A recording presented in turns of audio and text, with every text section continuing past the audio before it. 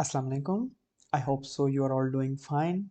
I am Dr. Muhammad Ali Rabbani, and today we are going to discuss the osteology of the clavicle bone. The clavicle bone, it's the long bone that is horizontally placed between the arm and the axial skeleton, keeping the arm clear away from the body.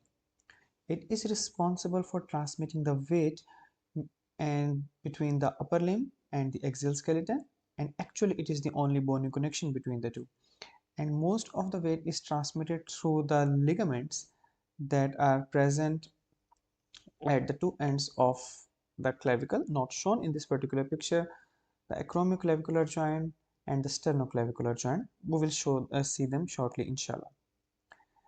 Then talking about that, it has shaft and two ends. We will go into that. It is a little peculiar bone. It has some special features. It is the only long bone that is horizontally placed in the body, and it is the first bone to ossify starting at 8th week. Usually the other bones start at the end of 3rd month or 12th week. It is the only long bone to undergo membranous ossification, only a long bone to have two primary ossification centers, and it does not have a central medullary cavity like that you found in humerus and radius and ulna. So let's start with the site determination. For studying any bone, you need to ask three questions. How do I differentiate between superior and inferior aspect of the bone? How do I differentiate between anterior and posterior aspect of the bone? And how do I differentiate between medial and lateral aspect of the bone? Let us go to the clavicle and start doing that.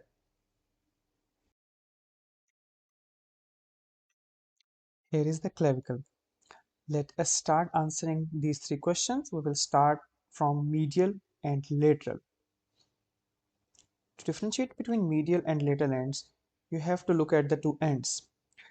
The end, if you don't know in which position this bone is, you don't worry. Just figure out the ends. The two ends, this is the medial end that is quadrangular in shape, and if you see it, the lateral end, it is more or less flat, especially when comparing to the medial end. So this demarcates our medial and lateral end of the bones. Now for the next part, we have to figure out the superior and inferior aspect. So let us see them on our bones. When you look at the bone, the superior aspect is majorly uneventful, smooth, and if you look at the inferior aspect, you will see some prominent areas. On this part, you will see a ridge, tubercle, conoid tubercle, and trapezoid, and here you will see a groove, subclavian groove, and on this end you will see impression for sternoclavicular ligament. Let me make this prominent for you. So here the raised part is conoid tubercle, this ridge is trapezoid ridge, this groove is called subclavian groove, and this impression is the impression for costoclavicular ligament. Now I hope so with that you must have differentiated between the inferior and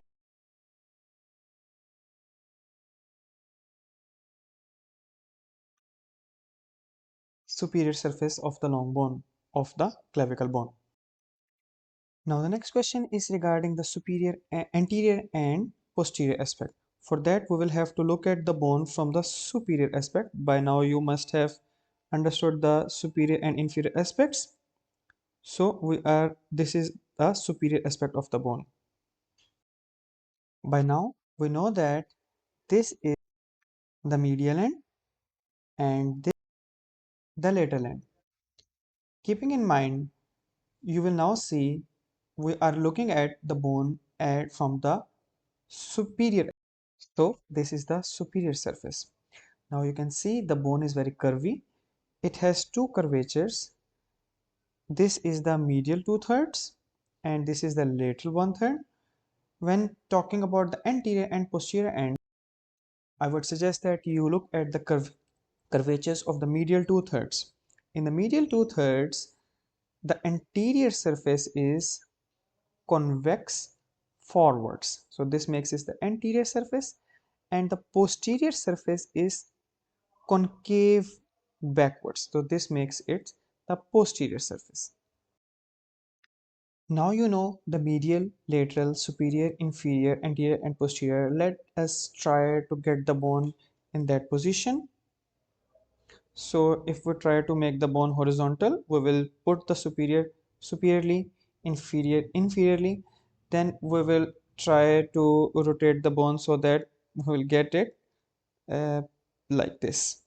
Now we have the superior surface, inferior surface, medial end, and lateral end. And from the curvatures, we see that the surface facing us is the anterior surface. So this makes this the bone of right side. See, this makes it the bone of the right side. You can pause this video and practice on the left side too. I hope you are clear on the side determination now. Let us move on to the features of the bone.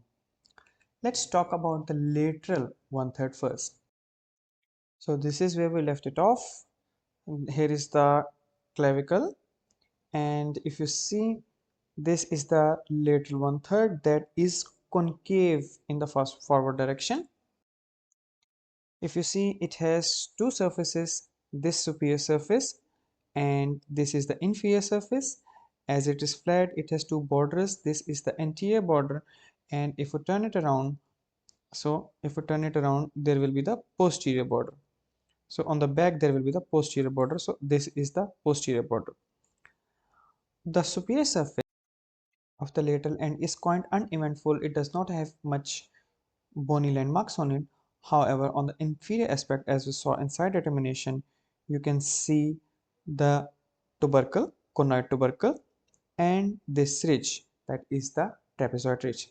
Yes, we can see the lateral end of the subclavian groove too. So this is about the lateral of the clavicle. Now moving on to the medial end. The medial end, it's a lot longer. As you can see, it is two-third as compared to the lateral one-third. It is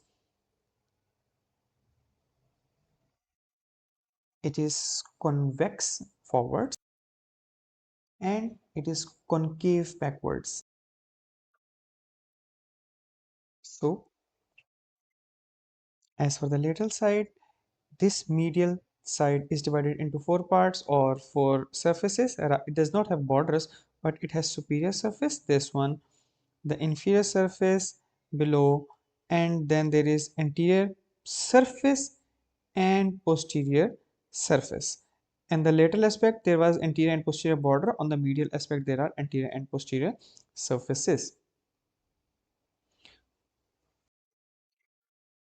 The bony landmarks. And the bony landmarks on the superior aspect is not very prominent. There is a little rough area for the attachment of sternocleidomastoid visible. We will see them in the muscle attachments. On the inferior aspect, you will see two prominences. So you will see, let me get into position. Yes. So on the inferior aspect, so this is medial end and this lateral end. And on the inferior surface, we can see two prominent things. One is this groove, subclavian groove, not always prominent in all of the bones, but it is there if you find out. And here is the rough part that is for the attachment of sternoclavicular ligament.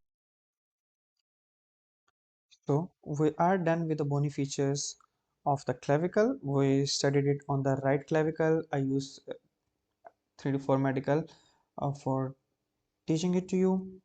You can move on to the presentations. This particular image is from the Netter's Atlas. All of the assessment points are mentioned in the pictures here. With this, we have completed the features, the bony features of the clavicle, and now we move on to the attachments of the bone. Let us shift back to the 3D model. So here is the clavicle again, but now the other bones with faded appearance are present here, and also the bony attachments are shown with red and blue colors for origins and insertions respectively. Let us start with the medial one third. On the anterior surface of the medial one third, this is the attachment for the pectoralis major. There are other attachments of pec major too, but we are concerned with the part that is of the clavicle that is giving attachment to it. So an anterior surface of the medial two third gives attachment to the pectoralis major. Now on the superior surface, you can see this. The superior surface there is attachment. The superior surface gives attachment to this muscle. This is the sternocleidomastoid muscle. This muscle is attached to the sternum, the clavicle, and the mastoid part of the skull. Then, if you turn around the bone to see the posterior aspect, you can see there on the posterior aspect of the medial end, here you can see the attachment of another muscle, that is the sternohyoid muscle. So as you can see, this is on the upper aspect, it is getting attached to the hyoid bone. On the lower aspect, it is getting attached to the clavicle and sternum, majorly sternum, but some fibers to the clavicle. So there are fibers of the sternohyoid muscle. Moving on to the lateral aspect, let us look at the anterior aspect. The we go there. On the anterior border of the lateral aspect, there is this attachment shown in the red here. That is the origin of the deltoid muscle, the muscle that makes up most of your shoulder. This is the deltoid muscle. And on the posterior aspect of the posterior border of the lateral one third, this gives attachment to the trapezius muscle. This is a large muscle that goes from all the way your skull down to the end of the thoracic vertebra. And last but not the least, we were left with this subclavius muscle, the muscle under the clavicle bone and going to the first rib. So on the lateral end, here you will see the coracoclavicular ligament between the coracoid process of scapula and clavicle with its two parts, the conoid part, cone shape going to the conoid tubercle, and this trapezoid part going to the trapezoid ridge. And on the medial aspect, you will see here, this is the this one.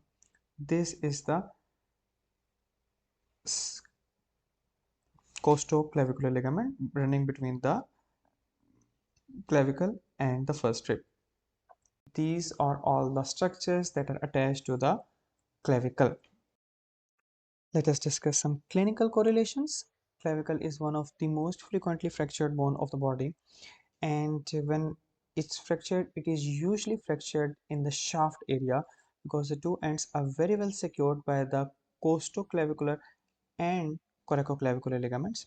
And when the bone is broken at the shaft, the medial end, as you can see, the medial end, it usually is pulled upwards due to the attachment of sternocleidomastoid muscle, and the lateral end is pulled downwards due to the weight of the upper limb. There are shape differences. Curvatures may be accentuated or flattened. Curvatures may be different from them. We talked about the two primary centers of ossification, and they sometimes create confusion for a novice doctor when the person thinks of them as a friction in the bone, but that is resolved with experience too. Sometimes supraclavicular nerve that we will discuss along the way is passing through the clavicle, and there are congenital defects too.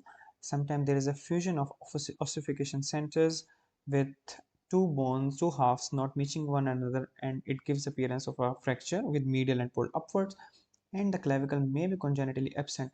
As you see, the child cannot hold the arm very well away from the body, and if you push the arms together, they come together in the midline. So that is it from my side.